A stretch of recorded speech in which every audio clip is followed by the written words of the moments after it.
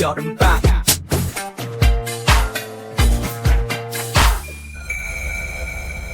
인천광역시 교육청 중등생들 부 여름방학 우주 프로젝트 중등생들 부 안녕하세요. 현대시 개념 완성 두 번째 시상 전개 방식에 대해서 수업할 만월중학교 최희정 선생님입니다. 강의 소개 및 강의 내용에 대해서 살펴보겠습니다.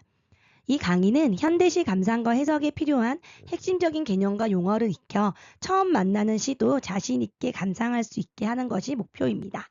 그 구체적 내용으로는 이번에는 시상 전개 방식의 개념과 다양한 유형을 익혀서 작품을 이해할 수 있는 핵심 키포인트를 한번 배워볼게요.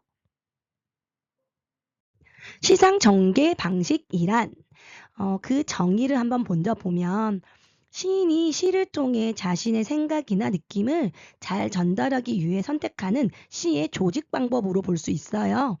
여기서 시상이라는 것은 시를 짓기 위한 실마리가 되는 생각 혹은 시인이 표현하려는 정서와 감정을 의미해요. 그래서 시인은 독자와 원활하게 소통하고 효과적으로 표현을 하기 위해서 일정한 질서나 규칙에 따라서 식구나 소재를 배열합니다.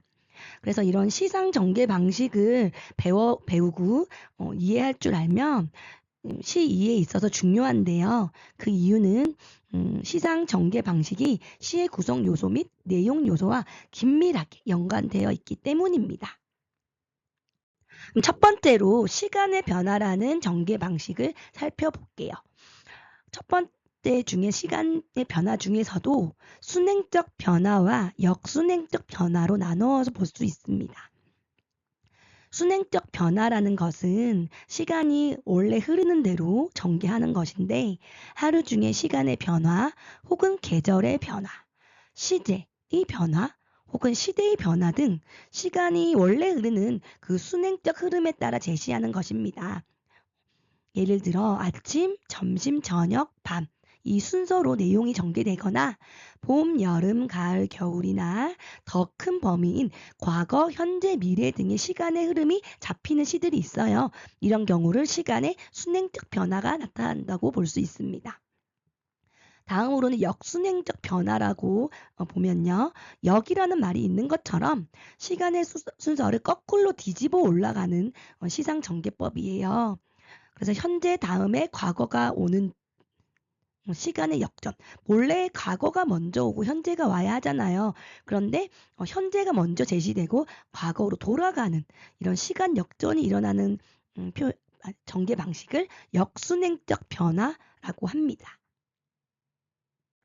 다음으로 공간 혹은 시선의 이동 전개 방식에 대해서 살펴볼게요. 공간의 이동은 화자 또는 시에 나타나는 시적 대상이 여러 공간을 이동하며 시상을 전개하는 방식으로 안에서 밖으로 나가거나 집에 있다가 자연으로 나가는 등으로 화자 혹은 시에 나타난 주요 대상의 움직임이 드러나는 전개 방식입니다. 시선의 이동은 몸이 이동하는 것이 아니라 즉 화자가 직접 이동하지 않고 화자의 시선이 이동함에 따라서 시상을 전개하는 방식으로 역시 아래에서 위로 올라간다든지 시선이 근경, 가까운 경치에서 원경, 먼 경치로 간다는 등 그렇게 시선이 이동하는 게 느껴지는 시들이 있어요. 그래서 이런 시에서는 보통 시각적 이미지가 많이 나오겠죠. 그래서 이런 시각적 이미지가 강조되는 효과를 거둘 수 있습니다. 자, 세 번째 챕터로 선경후정과 수미상응에 대해서 살펴보도록 할게요. 여러분들 선경후정, 수미상응 많이 들어봤을 네 글자일 텐데요. 선경후정은 말 그대로 선경, 시의 앞부분에서는 풍경을 그리듯이 보여주고 후정, 뒷부분에서는 화자의 정서를 표현하는 시상 전개 방식으로 시의 전반부에서는 외적 요소의 묘사라든지 혹은 경치를 눈에 보이는 것처럼 그리는 것처럼 묘사하고 후반부에서는 그에 대한 화자의 내적 상태나 감정, 정서를 표현하는 것입니다. 보통 한문으로 지어지는 한시, 중국의 한시 혹은 우리나라에서 지어진 한시에서 전형적인 전개 방식으로 사용하는 것입니다. 다음으로는 수미상응인데요. 머리수 꼬리 미자예요. 수미가. 상자는 서로 상자, 응자는 대응한다는 것으로 시의 처음과 끝에 형태적 의미적으로 동일하거나 유사한 식구를 배열하는 시상 전개 방식입니다. 시의 처음과 끝이 균형을 이루어 형태상의 안정감을 얻을 수 있고 운율감의 형성, 즉 리듬을 만들어내기 때문에 반복은 의미 강조 효과도 있습니다.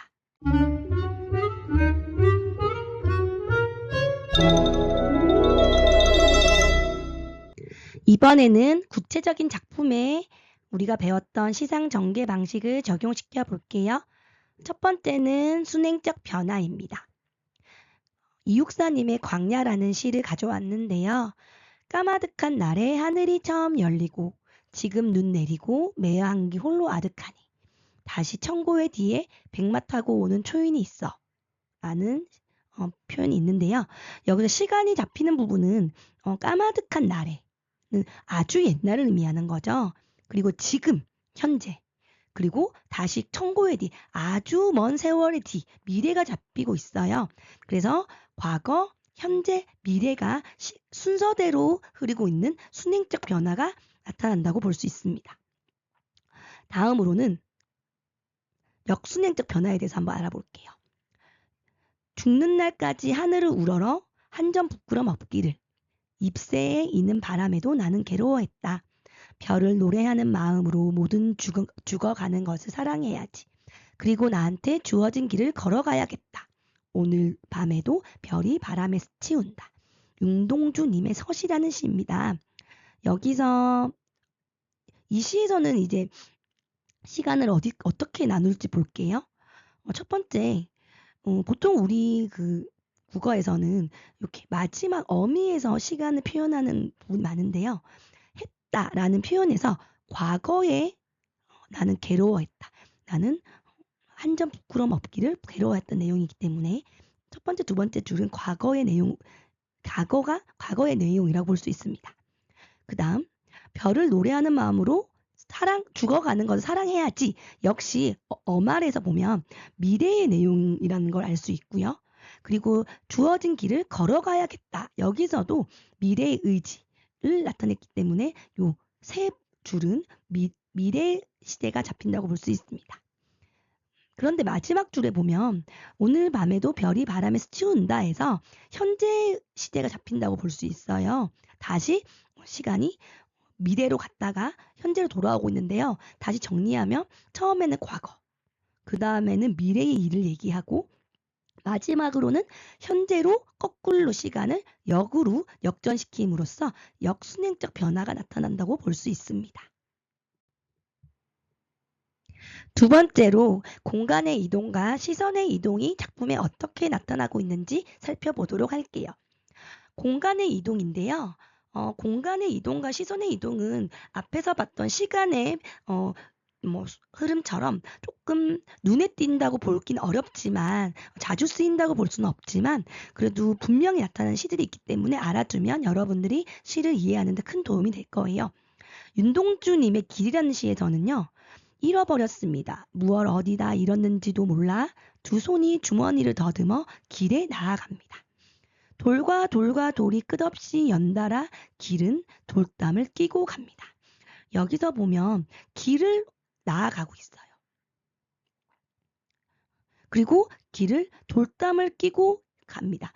이 시를 읽다 보면은 이 화자가 이동을 하고 있다는 걸 느껴지죠. 계속 걸어가고 있어요. 길을 가고 또 돌담을 끼고 걸어가는 것이 우리 머릿속에 떠올라요. 이렇게 화자가 이동하는 내용이 발견되고 이런 이동이 느껴지면 공간의 이동의 시상 전개 방식이 사용됐다고 볼 수 있습니다. 시선의 이동은 한번 볼게요.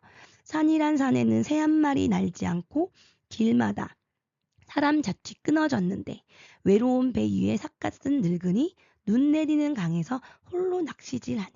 유종원님의 강설이라는 시예요. 여기서 이 시를 읽어보면 목소리가 화자의 그런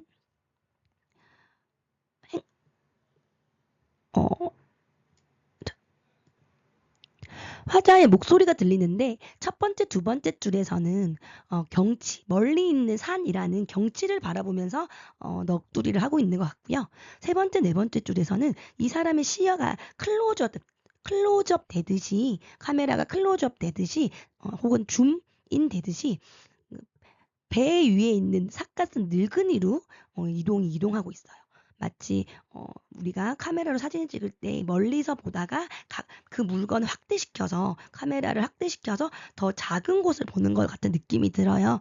그다음 마지막 줄에는 그 늙은이가 홀로 눈을 내리는 강에서 낚시질하네라고 해서 처음에는 멀리 있는 산을 보다가 그 시선이 나중에는 작은 그 늙은이의 모습으로 이동하는 것을 느껴볼 수 있습니다.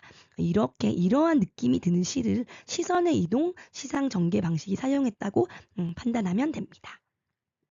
세 번째로는 성경후정과 수미상응에 대해서 알아볼게요.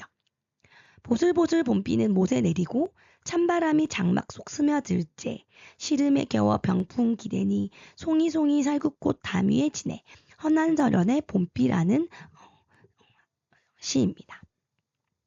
우리 보통 이렇게 한 시 네 줄에 한 시 같은 경우에는 두 줄 나눠서 보면 편해요. 그래서 봄비 그리고 찬바람이 장막 속에 스며든다라고 해서 자신을 둘러싼 경치나 풍경에 대해서 묘사하고 있고, 근데 이런 상황 속에서 본인은 시름이 깊다, 시름을 고민이 있어서 병풍에 기대고 있고 그랬더니 또 송이송이 살구꽃이 담 위에 지는 것을 자신이 보고 있다고 해서 어떻게 봄비가 내리는 풍경 속에서 자신은 시름에 겨워 있다는 자신의 감정을 드러내고 있는 성경후정의 시상 전개로 볼 수 있습니다. 수미상응을 보면 김소월님의 산유화라는 시예요. 산에는 꽃 피네 꽃이 피네 갈 봄 없이 꽃이 피네. 그 중간에 중략을 하고요. 마지막으로 산에는 꽃 지네 꽃이 지네 갈 봄 여름 없이 꽃이 지네 라고 해서 비슷한 내용이 머리 맨 처음에도 나오고 꼬리 맨 뒤에도 나오는 것을 볼 수 있습니다.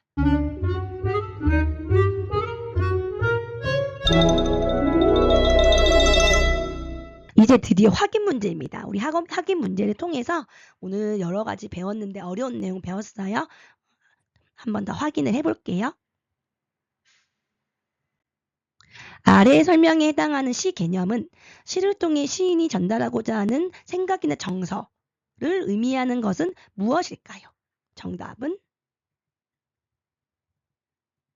시상이죠. 시상입니다. 다음. 아래 작품에 사용된 시상 전개 방식은 유리왕이 쓴 황조가라는 시인데요. 한번 읽어볼게요. 활활나는 저꽃 꾀꼬리 암수 서로 정답구나 외로운 이내 몸은 누구와 함께 돌아갈 거라고 해서 보통 이렇게 네 줄로 된 거 한 시가 많은데요. 첫 번째 두 줄에서는 자신이 보고 있는 꾀꼬리에 대해서 꾀꼬리가 서로 정답게 날고 있는 모습을 드러내고, 어떻게 보면은 눈에 보이는 꾀꼬리나 꾀꼬리의 모습이기 때문에 경치로 볼 수 있어요. 그 다음 뒤 두 줄은 자신의 마음이 외롭고 같이 돌아갈 사람이 없다는 그런 정서를 나타내고 있기 때문에 정답은 선경후정으로 볼 수 있습니다. 이제 학습 정리를 통해서 오늘 배운 내용 한 번만 더 확인해 볼게요. 시상 전개 방식. 시상이라는 것은 시를 통해 시인이 전달하고자 하는 생각이나 정서를 의미하고, 시상 전개 방식은 시인이 시상을 효과적으로 표현하기 위해 소재나 식구 등을 일정한 질서에 따라 배열하는 것입니다. 그 유형으로는 시간의 흐름에 따라 진행하는 순행적 변화, 역전해서 시간이 거슬러 올라가는 역순행적 변화, 그리고 공간이 이동하거나 화자의 시선이 이동하는 시선의 이동, 그리고 경치가 먼저 나온 다음에 정서가 나오는 선경후정, 그리고 처음과 끝이 서로 비슷하거나 아예 같은 수미상응 등이 있습니다. 여기까지 오늘 두 번째 시간 마쳤어요.